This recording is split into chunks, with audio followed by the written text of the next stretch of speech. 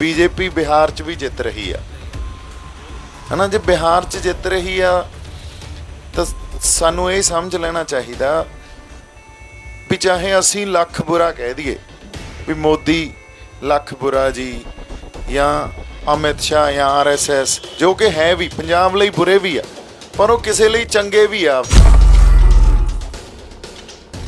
इस गल तो सानू समझ ये आ जाती है भी ਜਿਹੜੇ सेंटर की पॉलिसी है कोई भी दिल्ली की या सेंटर के हित आ ते पंजाब के हित आ वो कदे भी एक नहीं हो सकते। दिल्ली ने पॉलिसी बनानी आ उन्होंने मेजोरिटी के हिसाब नाल पॉलिसी बनानी आ ते मेजोरिटी च अगले कोले 303 MP आ ते साढ़े 13 भी इकट्ठे नहीं होंदे। 2 एक पासियों 3 एक पासियों 4 एक पासियों साढ़े तो 13 का भी कोई फर्क नहीं जे इकट्ठे भी हो जान कोई फर्क नहीं। सो ਇਹਦਾ मतलब पंजाब की तो कोई से ही नहीं रही ना साडी तो गल ही नहीं सुनी जानी। अज पंजाब दे लोग सड़कों ते आ ते साडे विरोध की भी कोई अहमियत नहीं रही। रायपेरियन लॉ ये कहता भी जे थोड़े दरिया किसी नाल दे सूबे दे नाल नहीं टच करते ते कल्ले थोड़े सूबे च तां उहदा हक सूबे वालियां दा हुंदा उस पानी ते। हुण साडे ते बड़ा वड्डा हमला हो रहा और लड़ाई भी आखिरियां लड़ाइयां च लड़ी जाने इस तों बाद उठण जोगे भी नहीं रहना। हाँ जी सत श्री अकाल जी, वाहिगुरू जी का खालसा वाहिगुरू जी की फतेह। एक तां बेनती ये करनी सी भी आपां जिवें साडी रवायत आ अखंड पाठ साहब रखा रहे हैं तो अखंड पाठ साहब का भोग इत्थे आपां पावांगे क्योंकि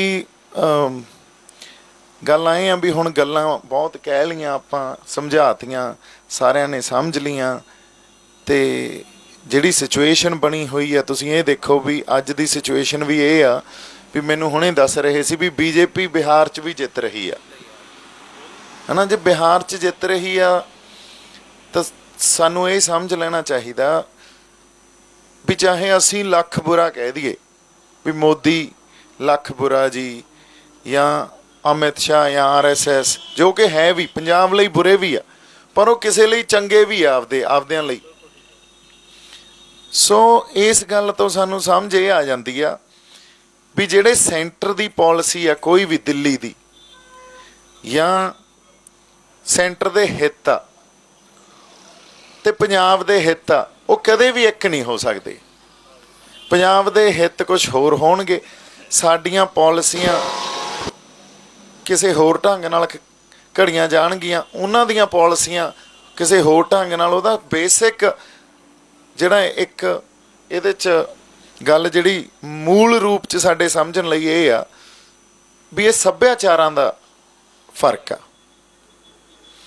साडा सभ्याचार साडी धरती नाल जुड़िया सेंटर का जिहड़ा सभ्याचार आ वो एक सेंट्रल इंडिया जिन्हों आपां कह दिंदे आ जिहदे च MP राजस्थान दिल्ली UP ये सारा मेन जिहड़ा उन्हां दा एक बिहार भी आ जांदा विच ही ते ये सेंट्रल इंडिया नाल जुड़ी हुई जिहड़ी सियासत आ वो दिल्ली दी सियासत आ जिहदे चों हरियाणे नूं भी नाल रला लिया इन्हां ने। सो पंजाब अज इन्हां दा रौला कित्थे पै रहा सेंटर का दिल्ली का रौला कित्थे पै रहा रौला पै रहा कश्मीर नाल क्योंकि उन्हां दा सभ्याचार भी फर्क आ कश्मीरियां ते बहुत जुल्म कर रहे आ ये। सो रौला पै रहा पंजाब नाल साडे सभ्याचार नालों भी वखरे आ और आपां कह दिंदे आ यार सियासत की गल करी जाने आ धर्म की गल नहीं करनी चाहिए पर धर्म ते सियासत उवें ही जुड़े हुए आ जिवें मीरी ते पीरी का सिद्धांत जुड़िया होया। ये गल आपां समझ लीए जदों मीरी ते पीरी दे 2 निशान साहब लाए जाते हैं ना तो बिच ऐ जॉइंट कर दिता जाता उन्होंने ये एक संकेतक गल आ भी ये वखरे नहीं आ। सो जिवें गुरु साहब ने कहा सी भी राज बिना ना धर्म चले है और धर्म बिना सब दले मले है। सो गल आए आ भी जे असीं अज गल करते हैं किसी फलसफे की साडा धर्म की आ साडा धर्म तो गुरु नानक साहब का फलसफा ते साडा धर्म आ सरबत दा भला ਇੱਕੋ ਇੱਕ ਮੇਰੇ ਖਿਆਲ 'ਚ ਖਿੱਤੇ 'ਚ ਇਹ ਫਲਸਫਾ ਘੜਾ ਗਿਆ ਜਿੱਥੇ ਸਰਬੱਤ ਦੇ ਭਲੇ ਦੀ ਗੱਲ ਕੀਤੀ ਗਈ ਆ। ਰੋਜ਼ ਅਰਦਾਸ 'ਚ ਅਸੀਂ ਨਾਨਕ ਨਾਮ ਚੜ੍ਹਦੀ ਕਲਾ ਤੇਰੇ ਭਾਣੇ ਸਰਬੱਤ ਦਾ ਭਲਾ ਰੋਜ਼ ਮੰਗਦੇ ਆ। ਸੋ ਹੁਣ ਜਦੋਂ ਦਿੱਲੀ ਦੇ ਨਾਲ ਸਾਡੇ ਹਿੱਤ ਨਹੀਂ ਮਿਲਦੇ ਕਿਉਂਕਿ ਸੱਭਿਆਚਾਰਾਂ ਦਾ ਫਰਕ ਆ, ਤੇ ਜਿਹੜੀ ਸਿਆਸਤ ਦਿੱਲੀ ਤੋਂ ਚੱਲੂਗੀ ਉਹਨਾਂ ਦਾ ਸੱਭਿਆਚਾਰਕ ਤੌਰ ਤੇ ਸਾਡੇ ਨਾਲੋਂ ਵਖਰੇਵਾਂ ਹੋਣਾ ਹੀ ਇਹ ਲਾਜ਼ਮੀ ਆ। ਤੁਸੀਂ ਇਹ ਦੇਖ ਲਓ ਵੀ ਜਿੱਥੇ ਜਿੱਥੇ ਦਿੱਲੀ ਦੀ ਸਿਆਸਤ ਮਨਜ਼ੂਰ ਆ ਉੱਥੇ ਕਿਸਾਨੀ ਦਾ ਘੋਲ ਹੈ ਨਹੀਂ, ਜਿੱਥੇ ਜਿੱਥੇ ਦਿੱਲੀ ਦੀ ਸਿਆਸਤ ਮਨਜ਼ੂਰ ਨਹੀਂ ਆ ਉੱਥੇ ਕਿਸਾਨੀ ਦਾ ਘੋਲ ਆ, ਤੇ ਉੱਥੇ ਉਹ ਇਕੱਲਾ ਪੰਜਾਬ ਹੀ ਆ। ਹਜੇ ਤਾਂ ਕਸ਼ਮੀਰ ਤਾਂ ਆਪਦੀ ਅੱਡ ਲੜਾਈ ਲੜੀ ਜਾਂਦਾ, ਅਸੀਂ ਕਿਸਾਨੀ ਦੀ ਲੜਾਈ ਲੜੀ ਜਾਂਦੇ ਹਾਂ ਹੁਣ। ਕਿਉਂਕਿ ਜਦੋਂ ਪਾਲਿਸੀ ਬਣਦੀ ਆ, ਇਹ ਗੱਲ ਵੀ ਸਮਝਣ ਵਾਲੀ ਆ ਵੀ ਪਾਲਿਸੀ ਜਦੋਂ ਬਣਾਈ ਜਾਂਦੀ ਆ ਕੋਈ, ਉਹ ਕਿਸੇ ਲਈ ਚੰਗੀ ਹੁੰਦੀ ਆ, ਕਿਸੇ ਲਈ ਮਾੜੀ ਵੀ ਹੁੰਦੀ ਆ ਉਹ ਪਾਲਿਸੀ। ਤੇ ਜਦੋਂ ਦਿੱਲੀ ਨੇ ਪਾਲਿਸੀ ਬਣਾਉਣੀ ਆ, ਉਹਨਾਂ ਨੇ ਮੈਜੋਰਿਟੀ ਦੇ ਹਿਸਾਬ ਨਾਲ ਪਾਲਿਸੀ ਬਣਾਉਣੀ ਆ, ਤੇ ਮੈਜੋਰਿਟੀ 'ਚ ਅਗਲੇ ਕੋਲੇ 303 MP ਆ, ਤੇ ਸਾਡੇ 13 ਵੀ ਇਕੱਠੇ ਨਹੀਂ ਹੁੰਦੇ। 2 ਇੱਕ ਪਾਸਿਓਂ, 3 ਇੱਕ ਪਾਸਿਓਂ, 4 ਇੱਕ ਪਾਸਿਓਂ, ਸਾਡੇ ਤਾਂ 13 ਦਾ ਵੀ ਕੋਈ ਫਰਕ ਨਹੀਂ। ਜੇ ਇਕੱਠੇ ਵੀ ਹੋ ਜਾਣ ਕੋਈ ਫਰਕ ਨਹੀਂ।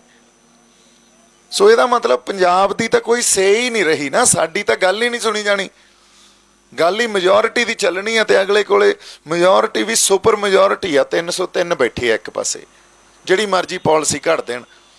ਸੋ ਗੱਲ ਇੱਥੋਂ ਤੱਕ ਆ ਗਈ। ਤੁਸੀਂ ਗੱਲ ਕਰ ਰਹੇ ਸੀ ਡੈਮੋਕ੍ਰੇਸੀ ਦੀ, by the people, for the people, of the people, ਜਾਂ ਜਮਹੂਰੀਅਤ ਕਹਿ ਲਈਏ ਆਪਾਂ। ਪਿੰਡ ਵਾਲੇ ਬਜ਼ੁਰਗ ਬੈਠੇ ਆ, ਲੋਕਤੰਤਰ ਦੀ ਗੱਲ ਕਰਦੇ ਆ ਵੀ ਇਹ ਲੋਕਾਂ ਦਾ ਰਾਜ ਆ। ਪਰ ਤੁਸੀਂ ਦੇਖੋ ਅੱਜ ਪੰਜਾਬ ਦੇ ਲੋਕ ਸੜਕਾਂ ਤੇ ਆ, ਤੇ ਸਾਡੇ ਵਿਰੋਧ ਦੀ ਵੀ ਕੋਈ ਅਹਿਮੀਅਤ ਨਹੀਂ ਰਹੀ। ਸਿਸਟਮ ਦੇਖੋ ਤੁਸੀਂ, ਇਹਦਾ ਮਤਲਬ ਅਸੀਂ ਵਿਰੋਧ ਕਰ ਰਹੇ ਆ ਤੇ ਕਹਿ ਰਹੇ ਆ ਇਹ ਲੋਕਤੰਤਰ ਆ, ਤੇ ਲੋਕਾਂ ਦੇ ਵਿਰੋਧ ਦੀ ਕੋਈ ਮਹੱਤਤਾ ਨਹੀਂ ਹੈ। ਔਰ ਮਹੱਤਤਾ ਇੱਥੋਂ ਤੱਕ ਨਹੀਂ ਆ ਵੀ ਸਾਡੇ ਨਾਲ ਗੱਲ ਵੀ ਨਹੀਂ ਕਰਦੇ। ਚਲੋ ਗੱਲ ਤਾਂ ਕੀਤੀ ਜਾਣੀ ਜਾ ਸਕਦੀ ਹੈ ਨਾ, ਵੀ ਗੱਲ ਕਰੋ। 2 ਵਾਰੀ ਕਿਸਾਨ ਜਥੇਬੰਦੀਆਂ ਨੂੰ ਬੁਲਾ ਲਿਆ, ਉਹਨਾਂ ਨੂੰ ਜਲੀਲ ਕਰਕੇ ਤੋਰਿਆ। ਤੁਸੀਂ ਹੰਕਾਰੇ ਦੇਖੋ ਕਿੱਥੋਂ ਤੱਕ ਫਿਰਦੇ ਆ। ਫਿਰ ਪਿਊਸ਼ ਗੋਇਲ ਕਹਿੰਦਾ ਵੀ ਜੇ ਤੁਸੀਂ ਸਾਡੇ ਕਾਨੂੰਨ ਨਹੀਂ ਮੰਨਦੇ, ਰੇਲਵੇ ਮੰਤਰੀ ਆ, ਤੇ ਅਸੀਂ ਕੋਈ ਰੇਲਾਂ ਨਹੀਂ ਚਲਾਉਣੀਆਂ। ਵੀ ਜਿੱਧਰੋਂ ਉਹਨਾਂ ਦਾ ਪ੍ਰੈਸ਼ਰ ਪੈ ਰਿਹਾ ਉਹ ਪਾ ਰਹੇ ਆ। ਹੁਣ ਜਿਹੜੀ ਗੱਲ ਸਾਡੇ ਸਮਝਣ ਵਾਲੀ ਆ, ਜੇ ਸਾਡੇ ਵਿਰੋਧ ਦੀ ਮਹੱਤਤਾ ਨਹੀਂ ਆ ਜਾਂ ਅਹਿਮੀਅਤ ਨਹੀਂ ਆ, ਤੇ ਇਹ ਜਿਹੜਾ ਸਿਲਸਿਲਾ ਕਿਵੇਂ ਰਚਿਆ ਗਿਆ? ਤੁਹਾਡਾ ਵਿਰੋਧ ਵੀ ਉਦੋਂ ਹੀ ਉਹਦੀ ਅਹਿਮੀਅਤ ਹੁੰਦੀ ਹੈ ਜਦੋਂ ਤੁਹਾਡੀ ਆਪਦੀ ਪੋਜੀਸ਼ਨ ਬਹੁਤ ਤਕੜੀ ਹੋਵੇ। ਤਕੜੀ ਪੋਜੀਸ਼ਨ ਅੱਜ ਦੇ ਯੁੱਗ 'ਚ ਤਾਂ ਸਰਮਾਏਦਾਰੀ ਆ। ਔਰ ਇੱਕ ਜਦੋਂ ਪੰਜਾਬ ਦੀ ਸਰਮਾਏਦਾਰੀ ਦੀ ਗੱਲ ਕਰਦੇ ਆ, ਤਾਂ ਸਾਡੀ ਸਰਮਾਏਦਾਰੀ ਕੀ ਹੈ? ਸਾਡਾ ਪਾਣੀ, ਸਾਡੀ ਧਰਤੀ ਤੇ ਸਾਡੇ ਲੋਕ। ਇਹੀ ਸਰਮਾਏਦਾਰੀ ਆ ਨਾ, ਵੀ ਸਾਡਾ ਪਾਣੀ ਤੋਂ ਬਿਨਾਂ ਕੋਈ ਗੱਲ ਨਹੀਂ ਬਣਦੀ ਕਿਸੇ ਧਰਤੀ ਤੇ। ਲੋਕ ਨਹੀਂ ਜਿਉਂਦੇ ਰਹਿ ਸਕਦੇ, ਕੁਛ ਪੈਦਾ ਨਹੀਂ ਕੀਤਾ ਜਾ ਸਕਦਾ। ਸਾਡਾ ਪਾਣੀ ਤਾਂ ਇਹ ਕਾਨੂੰਨ ਬਣਾ ਸਾਡੇ ਤੋਂ ਲੈ ਗਏ, ਨਵੇਂ ਕਾਨੂੰਨ। ਰਾਈਪੇਰੀਅਨ ਲਾਅ ਜਿਹੜਾ ਇੰਟਰਨੈਸ਼ਨਲ ਲਾਅ ਆ, ਉਹ ਕੁਛ ਹੋਰ ਕਹਿੰਦਾ। ਕਿਉਂਕਿ ਸਿੰਗਲ ਸਟੇਟ ਰਿਵਰ ਆ ਪੰਜਾਬ ਦੇ, ਜਿਹੜੇ ਪੰਜਾਬ ਦੇ ਦਰਿਆ, ਉਹ ਰਾਈਪੇਰੀਅਨ ਲਾਅ ਇਹ ਕਹਿੰਦਾ ਵੀ ਜੇ ਤੁਹਾਡੇ ਦਰਿਆ ਕਿਸੇ ਨਾਲ ਦੇ ਸੂਬੇ ਦੇ ਨਾਲ ਨਹੀਂ ਟੱਚ ਕਰਦੇ, ਤੇ ਇਕੱਲੇ ਤੁਹਾਡੇ ਸੂਬੇ 'ਚ ਆ, ਤਾਂ ਉਹਦਾ ਹੱਕ ਸੂਬੇ ਵਾਲਿਆਂ ਦਾ ਹੁੰਦਾ ਉਸ ਪਾਣੀ ਤੇ। ਉੱਥੇ ਸੈਂਟਰ ਸਰਕਾਰ ਜਾਂ ਉਹ ਸੂਬੇ ਤੋਂ ਬਾਹਰ ਦੀ ਕੋਈ ਵੀ ਤਾਕਤ ਉਹਦੇ ਤੇ ਕੋਈ ਹੱਕ ਨਹੀਂ ਆਪਦਾ ਜਤਾ ਸਕਦੀ। ਇਹ ਇੰਟਰਨੈਸ਼ਨਲ ਲਾਅ ਆ। ਇਹਦੇ ਉਲਟ ਇਹਨਾਂ ਨੇ ਇੱਥੇ ਲਾਅ ਬਣਾ ਕੇ ਸਾਡੇ ਤੋਂ ਸਾਡਾ ਪਾਣੀ ਲੈ ਗਏ। ਤਾਂ ਸਰਮਾਏਦਾਰੀ ਦੀ ਪਹਿਲੀ ਗੱਲ, ਸਾਡੇ ਤੋਂ ਸਾਡਾ ਪਾਣੀ ਖੋਲਿਆ। ਅਸੀਂ ਆਪਦੀ ਗਰਾਊਂਡ ਵਾਟਰ, ਧਰਤੀ ਦੇ ਅੰਦਰਲਾ ਪਾਣੀ ਲਾਹ ਵਾਲਾ ਝੋਨੇ ਨੂੰ 10 ਫੁੱਟ ਤੋਂ 900 ਫੁੱਟ ਤੇ ਲੈ ਗਏ ਆ। ਸੋ ਸਾਨੂੰ ਸਮਝ ਨਹੀਂ ਆ ਰਹੀ, ਅਸੀਂ ਆਪਦਾ ਜਿਹੜਾ ਸਰਮਾਇਆ ਉਹਨੂੰ ਖਤਮ ਕਰ ਰਹੇ ਹਾਂ। ਇੱਕ ਤਾਂ ਇਹ ਖੋ ਕੇ ਲੈ ਗਏ, ਦੂਜਾ ਅਸੀਂ ਖਤਮ ਕਰ ਰਹੇ ਹਾਂ। ਹੁਣ ਗੱਲ ਅਗਲੀ ਕਿੱਥੇ ਆ ਗਈ? ਅਗਲੀ ਆ ਗਈ ਸਾਡੀ ਜ਼ਮੀਨ ਦੀ, ਧਰਤੀ ਦੀ। ਉਹਨੇ ਅਨਾਜ ਪੈਦਾ ਕਰਨਾ, ਸਭ ਕੁਛ ਤਬਾਹ ਵੀ ਹੋ ਜਾਊਗਾ, ਪਰ ਫਿਰ ਵੀ ਧਰਤੀ ਤਾਂ ਅਨਾਜ ਪੈਦਾ ਕਰੂ ਨਾ।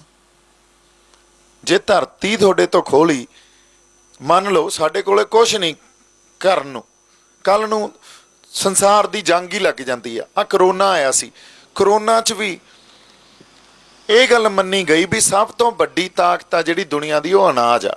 ਐਗਤੀ ਜਿਹੜਾ ਨੋਬਲ ਪ੍ਰਾਈਜ਼ ਮਿਲਿਆ ਨਾ, ਉਹ ਵੀ ਉਸ ਇੱਕ ਸੰਸਥਾ ਨੂੰ ਮਿਲਿਆ ਜਿਹਨੇ ਲੋਕਾਂ ਦੇ ਢਿੱਡ ਭਰੇ ਆ। ਵੀ ਇਹ ਢਿੱਡ ਭਰਨਾ ਸਭ ਤੋਂ ਵੱਡਾ ਪੀਸ ਅਚੀਵ ਕਰਨਾ ਹੁੰਦਾ, ਸਭ ਤੋਂ ਵੱਡੀ ਸ਼ਾਂਤੀ ਲੋਕਾਂ 'ਚ ਅਚੀਵ ਕਰਨੀ ਢਿੱਡ ਦੇ ਦੁਆਰਾ ਹੀ ਕੀਤੀ ਜਾ ਸਕਦੀ ਹੈ। ਤੇ ਜਿਹੜੀ ਸੰਸਥਾ ਨੇ ਢਿੱਡ ਭਰੇ ਆ ਉਹਨਾਂ ਨੂੰ ਐਗਤੀ ਨੋਬਲ ਪ੍ਰਾਈਜ਼ ਮਿਲਿਆ। ਇਹਦਾ ਮਤਲਬ ਅਨਾਜ ਬਹੁਤ ਵੱਡੀ ਤਾਕਤ ਆ ਅੱਜ ਵੀ, ਤੇ ਅਨਾਜ ਧਰਤੀ ਨੇ ਪੈਦਾ ਕਰਨਾ। ਹੁਣ ਸਾਡੇ ਤੋਂ ਪਹਿਲਾਂ ਤਾਂ ਗ੍ਰੀਨ ਰੈਵੋਲਿਊਸ਼ਨ 'ਚ ਆ ਕੇ ਇਹਨਾਂ ਨੇ ਸਾਡੇ ਤੋਂ ਸਾਡੀ ਧਰਤੀ ਐਂ ਕਹਿ ਲਓ ਵੀ ਖੋਹ ਲਈ, ਕਿਉਂਕਿ ਅਸੀਂ ਕੋਈ ਬਾਹਲੀ ਵਧੀਆ ਸਿਹਤਮੰਦ ਧਰਤੀ ਤੇ ਫਸਲ ਨਹੀਂ ਉਗਾ ਰਹੇ। ਅੱਜ ਤੋਂ ਬਜ਼ੁਰਗ ਬੈਠੇ ਆ, ਤੁਸੀਂ ਦੱਸੋ ਵੀ ਅੱਜ ਤੋਂ 20-30 ਸਾਲ ਪਹਿਲਾਂ ਫਸਲਾਂ ਤੇ ਇੱਥੇ ਬਿਮਾਰੀਆਂ ਦਾ ਕੀ ਸਾਡੇ ਆਲਮ ਸੀ, ਤੇ ਅੱਜ ਕਿੱਥੇ ਬੈਠੇ ਆ ਅਸੀਂ। ਕੈਂਸਰ ਕਦੇ ਸੁਣਿਆ ਸੀ ਪੰਜਾਬ 'ਚ? ਕਦੇ ਚਮੜੀ ਦੇ ਰੋਗ ਸੁਣੇ ਸੀ ਪੰਜਾਬ 'ਚ? ਆ ਮਾਲਵਾ ਦੇਖੋ ਤੁਸੀਂ, ਮੈਨੂੰ ਲੱਗਦਾ ਹੁਣ ਲੋਕਾਂ ਨੂੰ ਹੌਲੀ ਹੌਲੀ ਕਪਾਹ ਤੇ ਨਰਮਾ ਉਹਨਾਂ ਨੂੰ ਭੁੱਲ ਹੀ ਜਾਣਾ ਵੀ ਕੋਈ ਫਸਲ ਵੀ ਹੁੰਦੀ ਸੀ। ਜਿਹੜੀ ਝੋਨਾ ਨਾ, ਝੋਨਾ ਪੰਜਾਬ ਦੀ ਫਸਲ, ਕੁਦਰਤੀ ਫਸਲ ਨਹੀਂ ਆ ਸਾਡੀ। ਝੋਨਾ ਤਾਂ ਬੰਗਾਲ ਵਾਲੇ ਸਾਈਡ ਤੇ ਜਿੱਥੇ ਮੌਨਸੂਨ ਵੀ ਉਸ ਹਿਸਾਬ ਨਾਲ ਹੁੰਦਾ, ਪਾਣੀ ਖੜਾ ਰਹਿੰਦਾ, ਇਹ ਉਹਨਾਂ ਦੀ ਫਸਲ ਸੀ। ਸਾਡੀ ਤਾਂ ਝੋਨਾ ਫਸਲ ਹੀ ਨਹੀਂ ਸੀ। ਚਲੋ ਉਸ ਵੇਲੇ ਦੇਸ਼ ਨੂੰ ਉੱਥੇ ਭੁੱਖਮਰੀ ਪੈ ਜਾਣੀ ਸੀ, ਪੰਜਾਬ ਨੇ ਅੰਨ ਵੀ ਪੈਦਾ ਕਰਕੇ ਦਿੱਤਾ।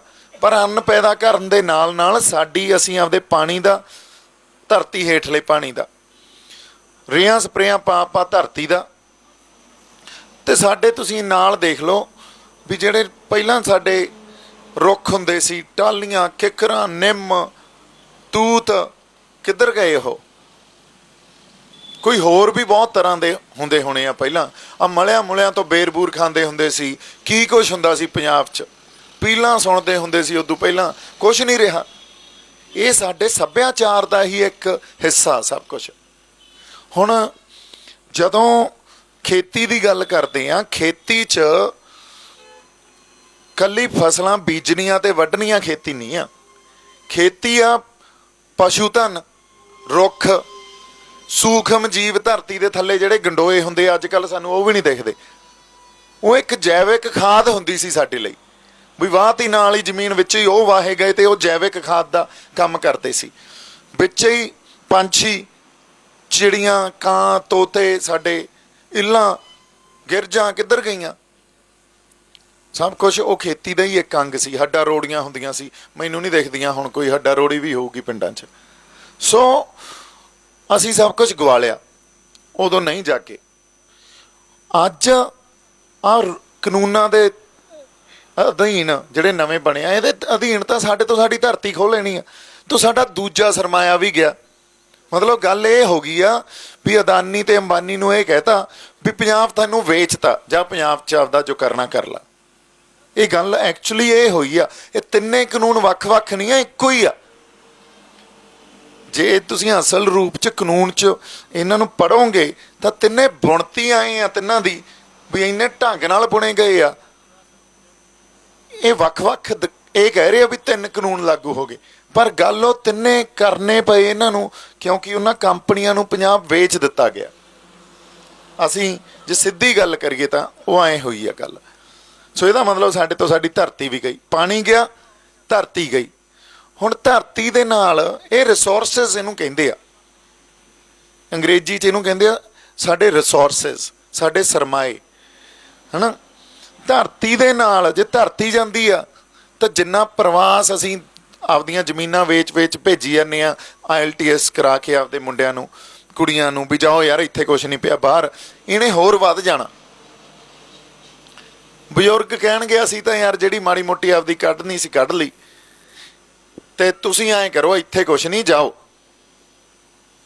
ਤੇ ਜਦੋਂ ਸਾਨੂੰ ਸਾਡੀ ਧਰਤੀ ਨਾਲੋਂ ਖੋਰਤਾ, ਤੋੜਤਾ, ਫਿਰ ਕਿਹੜੇ ਸੱਭਿਆਚਾਰ ਦੀ ਗੱਲ ਕਰਦੇ ਹਾਂ ਅਸੀਂ?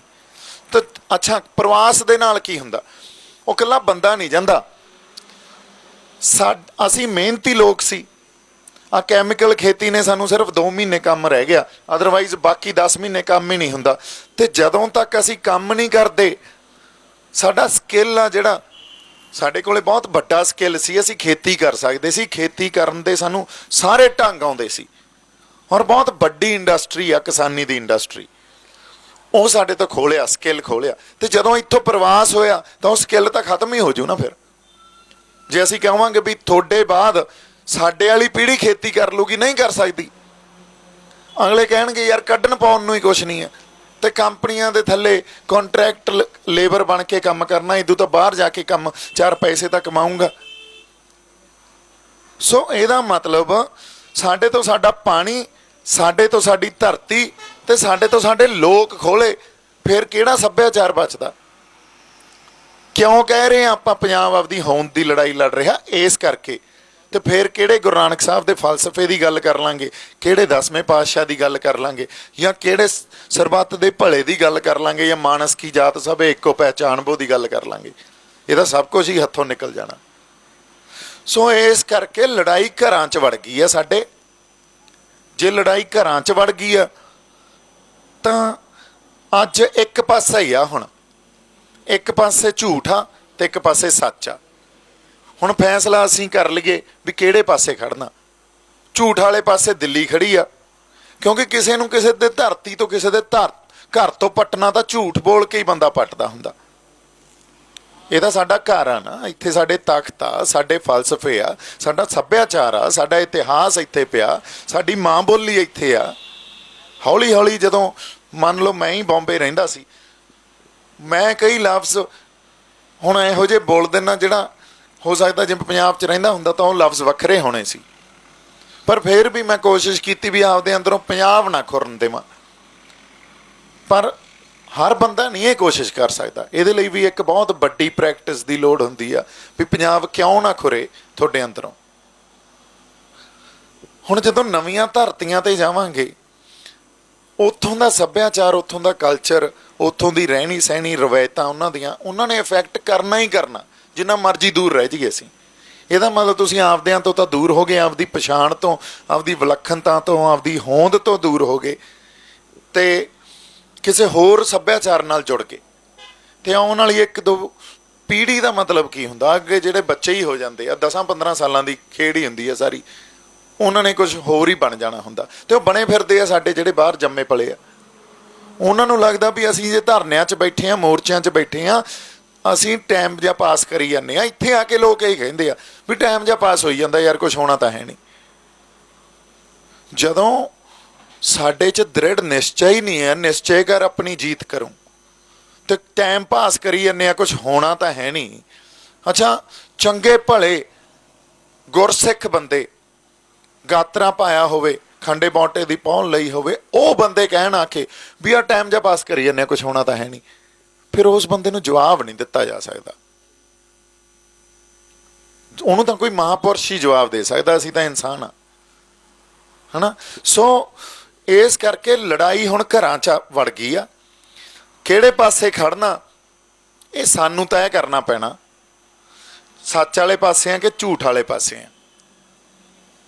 ਤੇ ਜਿੱਤ ਵੀ ਹੋਊਗੀ ਜੇ ਨਿਸ਼ਚਾ ਕਰ ਲਈਏ ਤਾਂ, ਕਿਉਂਕਿ ਗੱਲ ਆਏ ਆ ਵੀ ਵੱਡੇ ਵੱਡੇ ਹਿਟਲਰ ਵਰਗੇ, ਨੈਪੋਲੀਅਨ ਵਰਗੇ ਨਹੀਂ ਖੜੇ, ਹੋਰ ਬਹੁਤ ਵੱਡੀਆਂ ਤਾਕਤਾਂ, ਇੰਦਰਾ ਗਾਂਧੀ ਵੀ ਬਹੁਤ ਵੱਡੀ, ਇਹ ਨਹੀਂ ਕਿ ਮੈਂ ਵੀ ਸਾਡੇ ਵਾਲਿਆਂ ਨੇ ਸੋਧਤੀ ਸੀ, ਗੱਲ ਉਹ ਨਹੀਂ ਕਰ ਰਿਹਾ, ਪਰ ਆਪਦੇ ਉਸ ਟਾਈਮ 'ਚ ਬਹੁਤ ਵੱਡੀ ਤਾਕਤ ਸੀ। ਦੇਖੋ ਤੁਸੀਂ, ਚੋਣਾਂ ਹੋਣੀਆਂ ਸੀ, ਐਮਰਜੈਂਸੀ ਲਾ ਕੇ ਚੋਣਾਂ ਹੀ ਰੱਦ ਕਰਾਤੀਆਂ, ਜਦੋਂ ਐਂ ਲੱਗਦਾ ਸੀ ਉਹ ਵੀ ਡਿਕਟੇਟਰਸ਼ਿਪ ਹੀ ਸੀ ਵੀ ਹਾਰਾਂਗੇ। ਹੁਣ ਇਹਨਾਂ ਦਾ ਵੀ ਕੁਛ ਨਹੀਂ ਪਤਾ। ਜੇ ਇਹਨਾਂ ਨੂੰ ਲੱਗੇ ਨਾ 2024 'ਚ ਇਹ ਹਾਰਨਗੇ, ਇਹਨਾਂ ਦਾ ਕੁਛ ਨਹੀਂ ਪਤਾ। ਸਾਨੂੰ ਲੱਗਦਾ ਹੀ ਆ, ਤੁਹਾਨੂੰ ਲੱਗਦਾ ਹੀ ਆ ਵੀ ਡੈਮੋਕ੍ਰੇਸੀ ਆ, ਤੁਹਾਨੂੰ ਲੱਗਦਾ ਹੈ ਫੈਡਰਲ ਸਿਸਟਮ ਆ, ਤੁਹਾਨੂੰ ਲੱਗਦਾ ਸੈਕੂਲਰ ਆ। ਇਹ ਜਿਹੜੇ ਅਸੀਂ ਕਿਤਾਬਾਂ 'ਚ ਜਾਂ ਇੰਡੀਅਨ ਕੌਂਸਟੀਟਿਊਸ਼ਨ 'ਚ ਜਿਹੜੇ ਲਫ਼ਜ਼ ਪੜ੍ਹੇ ਸੀ ਨਾ, ਜਦੋਂ ਇੱਥੇ ਬੈਠੇ ਆ ਉਹਨਾਂ ਦਾ ਮਤਲਬ ਕੁਛ ਹੋਰ ਆ, ਉੱਥੇ ਕੁਛ ਹੋਰ ਸੀ। ਸੋ ਅੱਜ ਜਦੋਂ ਮੈਂ ਇਹਨਾਂ ਲਫ਼ਜ਼ਾਂ ਨੂੰ ਦੇਖਦਾ ਤਾਂ ਆਈ ਡੋਂਟ ਨੋ ਆਪਣੇ 'ਚੋਂ ਕਿੰਨੇ ਕੁ ਇਹ ਗੱਲ ਸਮਝਣਗੇ, ਪਰ ਮੈਨੂੰ these theories reflect power relations। ਸੋ ਅੱਜ ਮੈਨੂੰ ਲੱਗਦਾ ਵੀ ਉਹ ਥਿਊਰੀਆਂ ਜਿਹੜੀਆਂ ਸੀ ਨਾ, ਉਹ ਪਾਵਰ ਰਿਲੇਸ਼ਨ ਨੂੰ ਰਿਫਲੈਕਟ ਕਰਦੀ ਆ। ਤੇ ਪਾਵਰ ਆ ਜਿਹੜੀ ਉਹ ਦਿੱਲੀ ਕੋਲੇ ਵਸਦੀ ਆ। ਪਾਵਰ ਨੂੰ ਇੰਨਾ ਸੈਂਟਰਲਾਈਜ਼ ਕਰ ਲਿਆ ਵੀ ਸਾਡੇ ਜੇ ਨੁਮਾਇੰਦੇ ਵੀ ਅਸੀਂ ਚੁਣ ਕੇ ਭੇਜੀਏ ਉਹਨਾਂ ਦਾ ਕੋਈ ਉੱਥੇ ਰੋਲ ਨਹੀਂ, ਉਹਨਾਂ ਨੂੰ ਕੋਈ ਸੁਣਿਆ ਹੀ ਨਹੀਂ ਜਾਂਦਾ। ਤੇ ਪਾਵਰ ਨੂੰ ਇੰਨਾ ਸੈਂਟਰਲਾਈਜ਼ ਕਰ ਲਿਆ ਵੀ ਜੇ ਅੱਜ ਅਸੀਂ ਵਿਰੋਧ 'ਚ ਵੀ ਬੈਠੇ ਹਾਂ ਉਹਨਾਂ ਬਿੱਲਾਂ ਦੇ, ਸਾਡੀ ਆਵਾਜ਼ ਦੀ ਵੀ ਕੋਈ ਅਹਿਮੀਅਤ ਨਹੀਂ ਹੈ, ਜਿਵੇਂ ਮੈਂ ਕਿਹਾ। ਸੋ ਇਹਦਾ ਮਤਲਬ ਪਾਵਰ ਤਾਂ ਕਿਤੇ ਵੱਸਦੀ ਹੋਰ ਆ। ਹੁਣ ਲੜਾਈ ਆਪਾਂ ਕਿਸਾਨੀ ਦੇ ਘੋਲ 'ਚ ਆ, ਇੱਥੇ ਆ ਕੇ ਗੱਲ ਲੜਦੀ ਆ। ਅਗਲੇ ਕਹਿੰਦੇ ਲੜਾਈ ਤੁਸੀਂ ਯਾਰ ਕਿਸਾਨੀ ਦੀ ਕਰੀ ਜਾਂਦੇ ਹੋ, ਪਰ ਗੱਲਾਂ ਤੁਸੀਂ ਹੁਣ ਕਰੀਏ ਕੀ? ਇਹ ਇੰਟਰ ਰਿਲੇਟਡ ਆ, ਜੁੜੀਆਂ ਹੋਈਆਂ ਗੱਲਾਂ। ਅੱਜ ਲਓ ਹੁਣ MSP ਸਾਨੂੰ ਲੱਗਦਾ ਕਿਸਾਨ ਜਥੇਬੰਦੀਆਂ ਨੂੰ ਲੱਗੇ ਵੀ ਇਹ ਦੇ ਦੇਣਗੇ। ਜੇ MSP ਦੇ ਵੀ ਦਿੱਤੀ ਪਹਿਲਾਂ ਤਾਂ ਅਸੀਂ ਤਾਂ ਫਿਰ ਵੀ ਹਾਰੇ ਹੋਏ ਸਿਸਟਮ 'ਚ ਬੈਠੇ ਹਾਂ, ਜਿੱਥੇ ਸਭ ਕੁਝ ਹਾਰ ਕੇ ਬੈਠ ਗਏ। ਅੱਛਾ, ਅੱਬਲ ਤਾਂ MSP ਇਹਨਾਂ ਨੇ ਦੇਣੀ ਨਹੀਂ। ਦੇਣੀ ਉਦੋਂ ਆ ਜਦੋਂ ਇਹਨਾਂ ਨੂੰ ਲੱਗਿਆ ਵੀ ਹੁਣ ਸਾਡੇ ਤੋਂ ਹੱਲ ਨਹੀਂ ਹੋ ਰਹੀ ਸਿਚੁਏਸ਼ਨ, ਤੇ ਪੰਜਾਬ 'ਚ ਮਾਹੌਲ ਕਿਸੇ ਹੋਰ ਪਾਸੇ ਨੂੰ ਜਾ ਸਕਦਾ, ਤੇ ਬਹੁਤ ਵੱਡੀ ਇੱਕ ਲੋਕ ਲਹਿਰ ਪੈਦਾ ਹੋ ਗਈ ਆ। ਉਦੋਂ ਪਹਿਲਾਂ ਇਹਨਾਂ ਨੇ ਸੰਘਰਸ਼ ਨੂੰ ਕਮਜ਼ੋਰ ਕਰਨਾ, ਕਿਸੇ ਹੋਰ ਪਾਸੇ ਨੂੰ ਲਿਜਾਣਾ, ਆਪਦੀਆਂ ਚਾਲਾਂ ਆਪਦੀਆਂ ਸਾਜ਼ਿਸ਼ਾਂ ਘੜਨੀਆਂ। ਅੱਛਾ, ਜੇ ਉਹ ਸਭ ਕੁਝ ਨਹੀਂ ਚੱਲਿਆ ਫਿਰ ਕਹਿਣਗੇ ਲਓ 2 ਸਾਲ ਦਿੱਤੀ, 4 ਸਾਲ ਦਿੱਤੀ MSP, ਪਰ ਉਹਦੇ ਨਾਲ ਸਾਡਾ ਮਸਲਾ ਨਹੀਂ ਹੱਲ ਹੁੰਦਾ। ਕਿਉਂ ਨਹੀਂ ਹੱਲ ਹੁੰਦਾ? ਕਿਉਂਕਿ ਸਾਡੇ ਕੋਲੇ ਜਿਹੜਾ ਖੇਤੀਬਾੜੀ ਦਾ ਮਾਡਲ ਆ ਨਾ, ਉਹ ਫੇਲ ਹੋ ਗਿਆ। ਜਦੋਂ ਖੇਤੀਬਾੜੀ ਦਾ ਮਾਡਲ ਫੇਲ ਹੋਇਆ ਜਿਹੜਾ ਦਿੱਲੀ ਤੋਂ ਚੱਲਦਾ ਸੀ, ਤੇ ਸਾਨੂੰ ਪੰਜਾਬ ਨੂੰ ਪੰਜਾਬ ਪੱਖੀ ਆਪਦਾ ਇੱਕ ਖੇਤੀਬਾੜੀ ਦਾ ਮਾਡਲ ਹੁਣ ਘੜਨਾ ਪੈਣਾ, ਔਰ ਉਸ ਮਾਡਲ ਨੂੰ ਘੜ ਕੇ ਉਹਨੂੰ ਲਾਗੂ ਕਰਾਉਣਾ ਪੈਣਾ। ਜਦੋਂ ਤੱਕ ਅਸੀਂ ਆਪਦਾ ਪੰਜਾਬ ਕੇਂਦਰਿਤ ਖੇਤੀਬਾੜੀ ਮਾਡਲ ਘੜ ਕੇ ਉਹਨੂੰ ਲਾਗੂ ਨਹੀਂ ਕਰਾਉਂਦੇ, ਸਾਡੇ ਖੇਤੀਬਾੜੀ ਮਸਲਿਆਂ ਦਾ ਹੱਲ ਨਹੀਂ ਹੁੰਦਾ। ਖੁਦਕੁਸ਼ੀਆਂ ਰਹਿਣਗੀਆਂ, ਕਰਜ਼ੇ ਰਹਿਣਗੇ, ਹੋਰ ਵਧਣਗੀਆਂ ਆਉਣ ਵਾਲੇ ਟਾਈਮ 'ਚ। ਹੁਣ ਅਸੀਂ ਕਹਿ ਦਿੰਦੇ ਹਾਂ ਕੋਈ ਨਹੀਂ ਯਾਰ, ਅੱਜ ਤੁਸੀਂ ਕਾਨੂੰਨ ਵਾਪਸ ਲੈ ਲਓ, ਅਸੀਂ ਆਪੇ ਦੇਖ ਲਾਂਗੇ। ਪਰ ਇਹ ਤਾਂ ਫਿਰ ਅਸੀਂ ਸਾਡੇ 'ਚ ਇਨਸੈਂਸਿਟਿਵਨੈਸ ਨੂੰ ਕੀ ਕਹਿੰਦੇ ਆ? ਸੰਵੇਦਨਸ਼ੀਲਤਾ। ਹਾਂਜੀ, ਉਹ ਲਫ਼ਜ਼ ਸੰਵੇਦਨਸ਼ੀਲਤਾ ਹੁੰਦੀ ਹੈ, ਇੱਕ ਅਸੰਵੇਦਨਸ਼ੀਲਤਾ ਹੁੰਦੀ ਹੈ, ਹੈ ਨਾ? ਹਾਂ, ਆੜਾ ਮੂਹਰੇ ਲਾ ਦਿਓ ਬਸ। ਤਾਂ ਸਾਡੇ ਕੋਲੇ ਜੇ ਅਸੀਂ ਇੰਨੇ ਨਿਰਦਈ ਹੋ ਗਏ ਨਾ ਵੀ ਜਿਹੜੇ ਬੰਦੇ ਸਾਡੇ ਮਰੀ ਜਾਂਦੇ ਆ ਉਹ ਕੱਲੀ ਰੱਸਿਆਂ ਤੇ ਲਮਕਦੇ ਨਹੀਂ, ਉਹਦੇ ਪਿੱਛੇ ਅਸੀਂ ਉਹਦੀ ਜ਼ਿੰਦਗੀ 'ਚ ਦੇਖੀਏ ਤਾਂ ਕਿੱਡੇ ਸਟ੍ਰੈਸ 'ਚ ਪਰਿਵਾਰ ਰਿਹਾ ਹੋਣਾ, ਆਪ ਉਹਦੀ ਜ਼ਿੰਦਗੀ 'ਚ ਕਿੰਨਾ ਸਟ੍ਰੈਸ ਹੋਣਾ ਵੀ ਯਾਰ ਮੈਂ ਇਸ ਫੈਸਲੇ ਤੱਕ ਪਹੁੰਚ ਗਿਆ ਵੀ ਮੈਂ ਆਪਦੀ ਜਾਨ ਹੀ ਖਤਮ ਕਰਦਾ, ਹੁਣ ਜਿਉਣ ਦਾ ਕੋਈ ਉਹ ਹੀਲਾ ਹੀ ਨਹੀਂ ਰਿਹਾ, ਮੈਂ ਨਹੀਂ ਜਿਉ ਸਕਦਾ। ਸੋ ਇੱਕ ਬੰਦਾ ਜਦੋਂ ਮਰਦਾ ਪੂਰਾ ਪਰਿਵਾਰ ਮਰ ਜਾਂਦਾ ਨਾਲ। ਤੇ ਕਈ ਤਾਂ ਅਸੀਂ ਦੇਖਿਆ ਪਰਿਵਾਰਾਂ ਦੇ ਪਰਿਵਾਰ ਖੁਦਕੁਸ਼ੀਆਂ ਕਰਕੇ। ਤੇ ਜੇ ਐਡਾ ਵੱਡਾ ਉਭਾਰ ਅਸੀਂ ਕਵਾਂਗੇ ਵੀ ਆਇਆ ਤੇ ਅਸੀਂ ਆਪਦੇ ਪੱਕੇ ਹੱਲ ਨਾ ਕਰੀਏ, ਫਿਰ ਅਸੀਂ ਵਫਾਦਾਰ ਨਹੀਂ ਆ ਪੰਜਾਬ ਪ੍ਰਤੀ। ਫਿਰ ਅਸੀਂ ਬਸ ਉੱਤੋਂ ਜੇ ਕੰਮ ਕਰੀ ਜਾਂਦੇ ਹਾਂ ਵੀ ਕੋਈ ਨਹੀਂ ਯਾਰ, ਆ ਕਿਰਾਂ ਗਲੇ ਪਿਆ ਸੱਪ, ਮਰਿਆ ਸੱਪ ਗਲੋਂ ਲਾ ਲਓ, ਫੇਰ ਦੀ ਫੇਰ ਦੇਖਾਂਗੇ। ਤਾਂ ਅਸੀਂ ਇਹਦਾ ਮਤਲਬ ਮਰਨਾ ਤਾਂ ਨਿਸ਼ਚਿਤ ਆ, ਇਹਨੂੰ ਮਾੜਾ ਜਿਹਾ ਲੰਬਾ ਕਰ ਦਿੰਦੇ ਆ। ਫਿਰ ਕਿਉਂ ਨਾ ਅੱਜ ਹੀ ਜੇ ਮਰਨਾ ਹੀ ਆ, ਔਰ ਉਹ ਵੀ ਅਸੀਂ ਰੋਜ਼ ਤੰਗ ਹੋ ਕੇ ਮਰਨਾ, ਫਿਰ ਅੱਜ ਹੀ ਸਹੀ। ਤੇ ਕੀ ਪਤਾ ਅੱਜ ਜਿੱਤ ਜੀਏ। ਗੱਲ ਇਹ ਹੈ ਨਾ, ਜੇ ਲੜਾਂਗੇ ਤਾਂ ਦੋਨੇ ਪਾਸੇ ਆ ਨਾ। ਇੱਕ ਪਾਸੇ ਤਾਂ ਚਲੋ ਆਪਾਂ ਮੰਨ ਲਿਆ ਵੀ ਸਾਡਾ ਕੁਝ ਨਹੀਂ ਹੋਣਾ, ਤੇ ਇੱਕ ਪਾਸੇ ਜਿੱਤ ਪਈ ਆ। ਤੇ ਜੇ ਅਸੀਂ ਲੜਦੇ ਹਾਂ ਔਰ ਇਕੱਠੇ ਹੋ ਕੇ ਲੜਦੇ ਹਾਂ, ਤੇ ਸਾਨੂੰ ਲੱਗਦਾ ਵੀ ਅਸੀਂ ਆਪਦੇ ਪੰਜਾਬ 'ਚ ਆਪਦਾ ਖੇਤੀਬਾੜੀ ਮਾਡਲ ਵੀ ਲਾਗੂ ਨਹੀਂ ਕਰਾ ਸਕਦੇ, ਫਿਰ ਉਹ ਸਿਸਟਮ ਦਾ ਕੋਈ ਫਾਇਦਾ ਨਹੀਂ ਸਾਨੂੰ। ਸੋ ਜੇ ਇਕੱਠੇ ਹੋ ਕੇ ਲੜਾਂਗੇ, ਆਪਦਾ ਖੇਤੀਬਾੜੀ ਮਾਡਲ ਅਸੀਂ ਲਾਗੂ ਕਰਾ ਸਕਦੇ ਹਾਂ। ਔਰ ਐਡਾ ਵੱਡਾ ਉਭਾਰ ਆ, ਅਸੀਂ ਸੜਕਾਂ ਤੇ ਬੈਠੇ ਹਾਂ, ਧਰਨਿਆਂ ਤੇ, ਮੋਰਚਿਆਂ ਤੇ ਬੈਠੇ ਹਾਂ।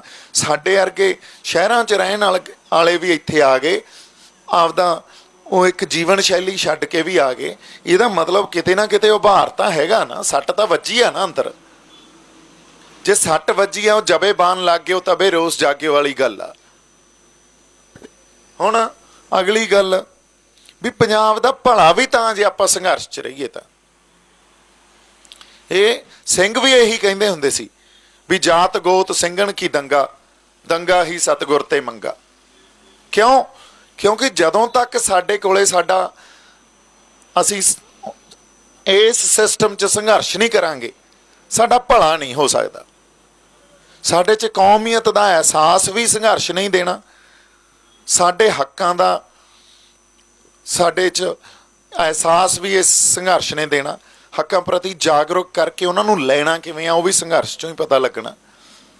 ਤੇ ਇਸ ਖਾਤਰ ਤੁਹਾਨੂੰ ਕੱਲੀ ਜੇ ਆਪਾਂ ਕਹੀਏ ਮੋਰਚਿਆਂ 'ਚੋਂ, ਚਲੋ ਇੱਥੋਂ ਇੱਕ ਤਾਂ ਆਪਾਂ ਗੱਲ ਇਹ ਕਰ ਲਈਏ ਵੀ ਅਸੀਂ ਜੀ ਇਹ ਤੋਂ ਬਾਅਦ ਜੇਲ੍ਹਾਂ ਭਰਦੇ ਹਾਂ, ਪ੍ਰੈਸ਼ਰ ਹੀ ਪਾਉਣਾ ਨਾ ਸਰਕਾਰ ਤੇ। ਗੱਲ ਤਾਂ ਪ੍ਰੈਸ਼ਰ ਪਾਉਣੀ ਹੁੰਦੀ ਆ ਵੀ ਸਰਕਾਰ ਸਾਡੇ ਨਾਲ ਬੈਠੇ, ਸਾਨੂੰ ਸਾਡੇ ਹੱਕ ਦੇਵੇ। ਜਦੋਂ ਅਸੀਂ ਅੱਜ ਖੜੇ ਕਿੱਥੇ ਆ? ਖੜੇ ਅਸੀਂ ਉੱਥੇ ਆ, ਆਪਾਂ ਬਾਰ-ਬਾਰ ਕਹਿੰਦੇ ਆ ਯਾਰ ਗੁਲਾਮ ਹੋ ਗਏ। ਕਿਉਂ ਹੋ ਗਏ? ਗੁਲਾਮੀ ਤਾਂ ਉਦੋਂ ਸਾਨੂੰ ਅਹਿਸਾਸ ਹੁੰਦਾ ਜਦੋਂ ਸਾਡੇ ਫੈਸਲੇ ਅਸੀਂ ਆਪ ਨਾ ਕਰ ਸਕੀਏ। ਸਾਡੇ ਫੈਸਲੇ ਤਾਂ ਦਿੱਲੀ ਕਰਦੀ ਆ। ਸੋ ਫਿਰ ਇਸ ਸਿਸਟਮ 'ਚ ਤਾਂ ਅਸੀਂ ਗੁਲਾਮ ਹੀ ਰਹੇ ਨਾ, ਤੇ ਸਾਡੀ ਵਿਰੋਧਤਾ ਦਾ ਵੀ ਕੋਈ ਅਹਿਮੀਅਤ ਨਹੀਂ ਆ। ਸੋ ਔਰ ਉਹਨਾਂ 'ਚ ਸੰਵੇਦਨਸ਼ੀਲਤਾ ਵੀ ਨਹੀਂ ਆ ਦਿੱਲੀ ਵਾਲਿਆਂ 'ਚ ਵੀ ਸਾਨੂੰ ਸਮਝ ਸਕਣ, ਸਾਡੇ ਨਾਲ ਗੱਲ ਹੀ ਕਰ ਲੈਣ। ਉਹਨਾਂ ਨੂੰ ਪਤਾ ਵੀ ਸਾਡੀ ਵਿਚਾਰਧਾਰਾ ਉਸ ਕੱਲੀ ਆਰਥਿਕ ਸਾਡੇ ਤੇ ਮਾਰ ਨਹੀਂ ਮਾਰ ਰਹੇ, ਸੱਭਿਆਚਾਰਕ ਮਾਰ ਵੀ ਮਾਰ ਰਹੇ ਆ ਵੀ ਇਹਨਾਂ ਦੇ ਸੱਭਿਆਚਾਰ ਨੂੰ ਵੀ ਜਿਹੜਾ ਸਾਡੇ ਅੱਗੇ ਖੜਾ ਹੋ ਜਾਂਦਾ, ਇਹਨੂੰ ਵੀ ਛੱਟੋ ਯਾਰ। ਹੁਣ ਜਦੋਂ ਹੋਂਦ ਦੀ ਲੜਾਈ ਆ ਫਿਰ ਸਾਨੂੰ ਲੜਨੀ ਪੈਣੀ ਆ। ਜਿਹੜਾ ਬੰਦਾ ਇਹ ਕਹਿੰਦਾ ਵੀ ਮੇਰੀ ਹੋਂਦ ਪੰਜਾਬੀਅਤ ਆ, ਮੇਰੀ ਕੌਮ ਆ ਜਾਂ ਮੇਰੀ ਕੌਮੀਅਤ ਪਹਿਲਾਂ ਪੰਜਾਬੀ ਆ ਫਿਰ ਮੈਂ ਭਾਰਤੀ ਆ, ਇਹ ਗੱਲ, ਕਿਉਂਕਿ ਇਹ ਦੇਸ਼ ਵੀ ਯੂਨੀਅਨ ਆਫ ਇੰਡੀਆ ਅੰਗਰੇਜ਼ੀ 'ਚ ਕਹਿੰਦੇ ਆ ਇਹਨੂੰ, ਹਨਾ। ਦੇਸ਼ ਵੀ ਇੱਕ ਬਹੁ ਕੌਮੀਅਤ ਨੇ ਵਸਾਇਆ ਹੋਇਆ, ਇੱਥੇ ਵੱਖ-ਵੱਖ ਤਰ੍ਹਾਂ ਦੀਆਂ ਕੌਮਾਂ ਨੇ ਮਿਲ ਕੇ ਇੱਕ ਦੇਸ਼ ਬਣਾਇਆ ਹੋਇਆ। ਉਹ ਬਹੁ ਕੌਮੀਅਤ ਦੀ ਮਾਣ ਸਨਮਾਨ ਤੇ ਉਹਦੀ ਰੱਖਿਆ ਕੀਤੀ ਜਾਣੀ ਚਾਹੀਦੀ ਆ। ਇਸੇ ਕਰਕੇ ਤਾਂ ਆਪਾਂ ਇਸ ਦੇਸ਼ 'ਚ ਆਏ ਆ, ਨਹੀਂ ਤਾਂ ਸਾਡਾ ਆਪਦਾ ਦੇਸ਼ ਸੀ ਨਾ ਇੱਕ। ਤੇ ਜੇ ਦੇਸ਼ ਨਹੀਂ ਸਾਡੀ ਰੱਖਿਆ ਕਰਦਾ, ਸਾਨੂੰ ਸੁਰੱਖਿਅਤ ਫੀਲ ਕਰਾਉਂਦਾ, ਫਿਰ ਇਸ ਦੇਸ਼ 'ਚ ਰਹਿਣ ਦਾ, ਦੇਸ਼ ਦਾ ਤਾਂ ਇਹੀ ਹੁੰਦਾ ਨਾ ਵੀ ਅਸੀਂ ਇੱਕ ਦੇਸ਼ 'ਚ ਰਹਿੰਦੇ ਹੋਈਏ। ਦੇਸ਼ ਦੀ ਸਰਕਾਰ ਇਹ ਕਹਿੰਦੀ ਆ ਵੀ ਤੁਹਾਡੀ ਬਹੁ ਕੌਮੀਅਤ ਦੀ ਅਸੀਂ ਰੱਖਿਆ ਕਰਾਂਗੇ, ਤੁਹਾਨੂੰ ਮਾਣ ਸਨਮਾਨ ਦੇਵਾਂਗੇ, ਤੇ ਅਸੀਂ ਇਹ ਕਹਿੰਦੇ ਆ ਵੀ ਸਾਡੀ ਵਫਾਦਾਰੀ ਰਹੂਗੀ ਦੇਸ਼ ਲਈ। ਜਦੋਂ ਸਾਡੀ ਬਹੁ ਕੌਮੀਅਤ ਦੀ, ਸਾਡੀ ਵਿਲੱਖਣਤਾ ਦਾ ਰੱਖਿਆ ਹੀ ਨਹੀਂ ਆ, ਸਾਨੂੰ ਮਾਣ ਸਨਮਾਨ ਹੀ ਨਹੀਂ ਦਿੱਤਾ ਜਾ ਰਿਹਾ, ਫਿਰ ਸਾਡੀ ਵਫਾਦਾਰੀ ਕਾਹਦੀ? ਗੱਲ ਤਾਂ ਰਿਲੇਸ਼ਨਸ਼ਿਪ ਆ ਨਾ ਦੇਸ਼ ਤੇ ਇੱਕ ਨਾਗਰਿਕ 'ਚ। ਸੋ ਇਹ ਅੱਤਵਾਦ ਵਾਲੇ ਪਾਸੇ ਲੈ ਜਾਂਦੇ ਆ, ਵੱਖਵਾਦ ਵਾਲੇ ਪਾਸੇ ਲੈ ਜਾਂਦੇ ਆ। ਗੱਲ ਤਾਂ ਅਸੀਂ ਗਲਤ ਕਿੱਥੇ ਕਰ ਰਹੇ ਹਾਂ? ਆਪਦੇ ਹੱਕਾਂ ਦੀ ਗੱਲ ਹੀ ਕਰ ਰਹੇ ਹਾਂ ਨਾ, ਵੀ ਸਾਡੇ ਸੱਭਿਆਚਾਰ ਜਾਂ ਸਾਡੀ ਧਰਤੀ ਜਾਂ ਸਾਡੇ ਖਿੱਤੇ ਦੇ, ਸਾਡੀ ਕਿਰਤ ਦੇ ਹਿਸਾਬ ਨਾਲ ਹੀ ਸਾਨੂੰ ਹੱਕ ਦੇ ਦੇਣ ਯਾਰ। ਸਾਡੀਆਂ ਫਸਲਾਂ ਤਾਂ ਸਾਨੂੰ ਹੱਕ ਹੋਵੇ ਨਾ ਕਿ ਕਿਹੜੀਆਂ ਫਸਲਾਂ ਬੀਜਣੀਆਂ। ਅੱਛਾ, ਇਹ ਨਹੀਂ ਵੀ ਆਪਾਂ ਬੀਜਾਂਗੇ ਨਹੀਂ, ਪਰ ਉਹ ਖਰੀਦਣ ਦੇ ਹੀ ਨਹੀਂ। MSP 2 ਫਸਲਾਂ ਤੇ ਮਿਲਣੀ ਆ ਤੁਹਾਨੂੰ, ਹੋਰ ਤਾਂ ਮਾੜੀ ਮੋਟੀ ਉਹ ਦੂਜੀ ਤਾਂ ਮਿਲਦੀ ਨਹੀਂ। ਸੋ ਸਾਨੂੰ ਮਜਬੂਰ ਕੀਤਾ ਜਾਂਦਾ ਵੀ ਆਹੀ ਫਸਲਾਂ ਬੀਜਣੀਆਂ, ਤੁਸੀਂ ਆਹੀ ਏਜੰਸੀਆਂ ਤੁਹਾਡੇ ਤੋਂ ਚੱਕਣਗੀਆਂ ਸਾਡੀਆਂ। ਪੰਜਾਬ ਸਰਕਾਰ ਅੱਜ ਚਾਹ ਕੇ ਵੀ ਆਹ 3 ਬਿੱਲ ਜੇ ਪਾਸ ਕਰਤੇ, ਉਹਨਾਂ ਨੇ ਬਿੱਲ ਪਾਸ ਨਹੀਂ ਕੀਤੇ, ਹਜੇ ਇੰਟਰੋਡਿਊਸ ਹੀ ਕੀਤੇ ਆ ਵਿਧਾਨ ਸਭਾ 'ਚ। ਉਹ ਤਾਂ ਉਹਨਾਂ ਨੇ ਇੱਕ ਸੁਰੱਖਿਅਤ ਰਸਤਾ ਜਿਹਾ ਲੈ ਲਿਆ ਵੀ ਇਹ ਤੋਂ ਕਿਵੇਂ ਨਿਕਲ ਗਏ, ਪਰ ਚਾਹ ਕੇ ਵੀ ਕੁਛ ਨਹੀਂ ਕਰ ਸਕਦੀ। ਇਹਨਾਂ ਦੇ ਪੱਲੇ ਹੀ ਕੁਛ ਨਹੀਂ, CM ਦੇ ਵੀ ਪੱਲੇ ਕੁਛ ਨਹੀਂ ਆ। ਪਾਵਰ ਸਾਰੀ ਦਿੱਲੀ 'ਚ ਸੈਂਟਰਲਾਈਜ਼ ਹੋ ਗਈ ਆ ਪਾਵਰ, ਔਰ ਸੈਂਟਰਲਾਈਜ਼ ਹੋਣ ਤੋਂ ਬਾਅਦ ਵੀ, ਕੇਂਦਰਿਤ ਹੋਣ ਤੋਂ ਬਾਅਦ ਵੀ ਉਹਨੂੰ ਆਪਦੇ ਹੱਥਾਂ 'ਚ ਲੈ ਲੈਂਦੇ ਆ। ਅੱਜ ਪਾਵਰ ਮੋਦੀ ਤੇ ਅਮਿਤ ਸ਼ਾਹ ਦੇ ਕੋਲ ਹੀ ਆ, ਬਾਕੀ ਤਾਂ ਮੋਹਰਾਂ ਲਾਉਂਦੇ ਆ ਉੱਥੇ, ਤੇ ਸਾਨੂੰ ਆਪਸ 'ਚ ਲੜਾਈ ਜਾਣਗੇ, ਵੰਡੀ ਜਾਣਗੇ। ਹੁਣ ਤੁਸੀਂ ਇਹ ਦੇਖੋ, ਆਪਾਂ ਗੱਲ ਕਰਦੇ ਸੀ ਬਿਹਾਰ 'ਚ ਚੋਣਾਂ ਹੋਈਆਂ, BJP ਜਿੱਤ ਰਹੀ ਆ। ਇਹਦਾ ਮਤਲਬ ਸਾਡੇ ਲਈ ਮੋਦੀ ਮਾੜਾ, ਉਹਨਾਂ ਲਈ ਚੰਗਾ, ਤਾਂ ਹੀ ਅਗਲਿਆਂ ਨੇ ਵੋਟਾਂ ਪਾਈਆਂ। ਪਰ ਸਾਡੇ ਵਾਲਿਆਂ ਤੇ ਕੀ ਕਰਤਾ? ਸਾਡੀ ਜਿਹੜੀ ਲੀਡਰਸ਼ਿਪ ਸੀ ਉਹ ਸਾਡੇ ਲਈ ਚੰਗੀ ਹੋਣੀ ਚਾਹੀਦੀ ਸੀ ਨਾ, ਜੇ ਉਹਨਾਂ ਲਈ ਮਾੜੀ ਆ ਤਾਂ। ਪਰ ਸਾਡੀ ਲੀਡਰਸ਼ਿਪ ਸਾਡੇ ਲਈ ਵੀ ਮਾੜੀ ਹੋਗੀ ਤੇ ਉਹਨਾਂ ਲਈ ਵੀ ਮਾੜੀ ਹੋਗੀ। ਸਾਡੇ ਵਾਲਿਆਂ ਨੂੰ ਤਾਂ ਡਿਸਕ੍ਰੈਡਿਟ ਹੀ ਕਰਤਾ ਔਰ ਇਹ ਸਾਜ਼ਿਸ਼ਾਂ ਅਧੀਨ ਹੋਇਆ। ਅੱਜ ਸਾਡੇ ਕੋਲੇ ਪੰਜਾਬ ਕੋਲੇ ਲੀਡਰ ਨਹੀਂ ਆ ਕੋਈ। ਮੈਨੂੰ ਇੱਕ ਲੀਡਰ ਪੋਲੀਟੀਕਲ ਦਿਖਾ ਦਿਓ ਜਿਹਦੇ ਤੇ ਅਸੀਂ ਭੇਜ ਸਕਦੇ ਹੋਈਏ ਵੀ ਬਾਈ ਅੱਖਾਂ ਬੰਦ ਕਰਕੇ ਆਹ ਬੰਦੇ ਤੇ ਲਾ ਦਿਓ, ਇਹਦੇ ਇੰਨੀ ਹੱਥ ਖੜਾ ਕਰ ਦਿਓ ਤੇ ਇਹਦੇ ਤੇ ਆਪਾਂ ਭੇਜ ਸਕਦੇ ਹਾਂ। ਕੋਈ ਮੈਨੂੰ ਸਮਾਜਿਕ ਬੰਦਾ ਹੀ ਦਿਖਾ ਦਿਓ ਜਿਹਦੇ ਤੇ ਭੇਜ ਸਕਦੇ ਹੋਈਏ। ਕੋਈ ਬੰਦਾ ਮੈਨੂੰ ਕੋਈ ਧਾਰਮਿਕ ਲੀਡਰ ਹੀ ਦਿਖਾ ਦਿਓ ਵੀ ਆਹ ਖੜਾ ਬਾਈ, ਆਹ ਸ਼ਖਸੀਅਤ ਆ ਜਿਹਦੇ ਤੇ ਅਸੀਂ ਭੇਜ ਸਕਦੇ ਹਾਂ। ਸਾਡੇ ਕੋਲੇ ਨਹੀਂ ਆ। ਔਰ ਅਸੀਂ ਗੱਲ ਕਰਦੇ ਹਾਂ ਗੁਰੂ ਨਾਨਕ ਸਾਹਿਬ ਦੇ ਫਲਸਫੇ ਦੀ, ਅਸੀਂ ਗੱਲ ਕਰਦੇ ਹਾਂ ਸ਼੍ਰੀ ਅਕਾਲ ਤਖਤ ਸਾਹਿਬ ਦੀ, ਅਸੀਂ ਗੱਲ ਕਰਦੇ ਹਾਂ ਮੀਰੀ ਤੇ ਪੀਰੀ ਦੀ ਸਿਧਾਂਤ ਦੀ। ਸਾਡਾ ਇਤਿਹਾਸ ਦੇਖ ਲਓ, ਸਾਡੀਆਂ ਸ਼ਖਸੀਅਤਾਂ ਦੇਖ ਲਓ, ਪਰ ਅੱਜ ਕਿੱਥੇ ਖੜੇ ਹਾਂ। ਸੋ ਜੇ ਹੁਣ ਵੀ ਨਾ ਜਾਗੇ ਤੇ ਜੇ ਹੁਣ ਵੀ ਅਸੀਂ ਇਹੀ ਕਰੀ ਗਏ ਵੀ ਆਪਸ 'ਚ ਲੱਤਾਂ ਖਿੱਚ ਲਓ, ਇੱਕ ਦੂਜੇ ਤੇ ਤੌਹਮਤਾਂ ਲਾ ਦਿਓ, ਇਸ ਟਾਈਮ ਤਾਂ ਸਾਡਾ ਮਕਸਦ ਇੱਕ ਹੋਣਾ ਚਾਹੀਦਾ, ਲੜਾਈ ਆ ਦਿੱਲੀ ਨਾਲ। ਆਪਦੇ ਵਾਲਿਆਂ ਨੇ ਕਹੋ ਜੀ ਉਹੀ ਗੱਲ ਆ ਵੀ ਇਕੱਠੇ ਹੋ ਕੇ ਜਦੋਂ ਮਿਸਲ ਕਾਲ 'ਚ ਮਿਸਲਾਂ ਲੜਦੀਆਂ ਸੀ ਨਾ, ਉਹ ਮਤਾ ਪਾ ਕੇ ਇਕੱਠੀਆਂ ਹੁੰਦੀਆਂ ਸੀ। ਜਦੋਂ ਬਾਹਰੀ ਹਮਲਾ ਹੁੰਦਾ ਸੀ ਆਪਸ 'ਚ, ਜਦੋਂ ਹਮਲਾ ਨਹੀਂ ਸੀ ਤਾਂ ਫਿਰ ਉਹ ਆਪਸ 'ਚ ਲੜਦੇ ਰਹਿੰਦੇ ਹੁੰਦੇ ਸੀ। ਪਰ ਫਿਰ ਨਾਅਰਾ ਦਿੰਦੇ ਸੀ ਜੇ ਪੰਥ ਹੀ ਨਹੀਂ ਰਹਾ ਤਾਂ ਗ੍ਰੰਥ ਕੌਣ ਮੰਨੇਗਾ। ਅੱਜ ਜੇ ਗ੍ਰੰਥ ਹੀ ਨਹੀਂ ਰਹਾ ਤਾਂ ਫਿਰ ਪੰਥ ਕੌਣ ਮੰਨੇਗਾ।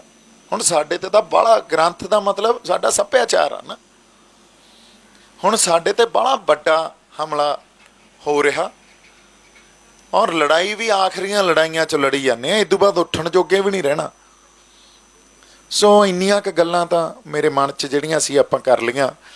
ਬਾਕੀ ਜੇ ਕੋਈ ਹੋਰ ਕੋਈ ਗੱਲਾਂ ਕਰਨੀਆਂ ਜੀ ਆਪਸ 'ਚ ਆਪਣਾ ਕੋਈ ਸਵਾਲ ਜਵਾਬ ਆ ਇੱਕ ਦੂਜੇ ਨਾਲ ਬਹਿ ਕੇ ਆਪਾਂ ਕਰ ਲੈਂਦੇ ਹਾਂ, ਕਿਉਂਕਿ ਐਂ ਜਦੋਂ ਮੈਨੂੰ ਲੱਗਦਾ ਗੱਲਾਂ ਕਰਦੇ ਆ ਨਾ ਤਾਂ ਜ਼ਿਆਦਾ ਬੈਟਰ ਹੈ। ਇੱਕ ਸਾਥ ਦਾ ਮਾਹੌਲ ਜਿਹਾ ਸਿਰਜਿਆ ਜਾਂਦਾ। ਸਟੇਜ ਤੋਂ ਉਸ ਆਦਾਨ ਪ੍ਰਦਾਨ ਨਹੀਂ ਹੋ ਸਕਦਾ, ਉੱਥੋਂ ਗੱਲ ਇੰਨੀ ਵਧੀਆ ਨਹੀਂ ਹੁੰਦੀ।